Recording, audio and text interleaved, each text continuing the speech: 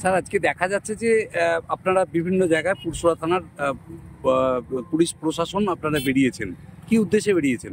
আমাদের সাম্প্রতিক বিভিন্ন যে সমস্ত চতুর্দিকে খবরাখবর আসছে তার ভিত্তিতে আমরা আমাদের সুরক্ষা ব্যবস্থা একবার খতিয়ে দেখতে সরেজমিনে আমরা বাইকে করে বেরিয়েছি। সবাই মানুষজনের সাথে কথা বলছি এবং তাদের কোথাও কোনো অসুবিধা আছে কিনা, নিরাপত্তার কোনো অভাব আছে কিনা সেগুলো আমরা শুনছি এবং আরও তার উপরে ভিত্তি করে আমরা যা যা আরও আমাদের করণীয় সেগুলো করব। আগামী কদিন পরেই হচ্ছে বকরিদ, সেই উদ্দেশ্যে মানুষকে কি বার্তা দিচ্ছেন? সেই উদ্দেশ্যে বার্তা দিচ্ছে এটাই যে আমরা আজ থেকেই নেমে গেছি রাস্তায় এবং কোথাও কি অসুবিধা সুবিধা সেগুলো সব আমরা খতিয়ে দেখছি আজ থেকেই এবং আমরা রাস্তাতেই থাকবো ঈদের দিন।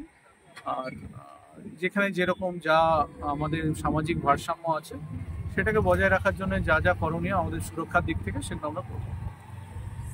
একটা স্ট্রং ফাউন্ডেশন তো হয়েছে, এটার উপর আমরা আরও বিল্ড আপ করতে চাই এবং এইখানে আমাদের পুলিশ যে টিমটা যেটা আছে আমাদের মাননীয় এসপি স্যারের নেতৃত্বে সেটা অনেক অ্যাপ্রোচেবল এবং অনেকটা হিউম্যান এবং তার সাথে সাথে আমরা যেখানে টাফ হওয়ার সেখানে টাফ হব।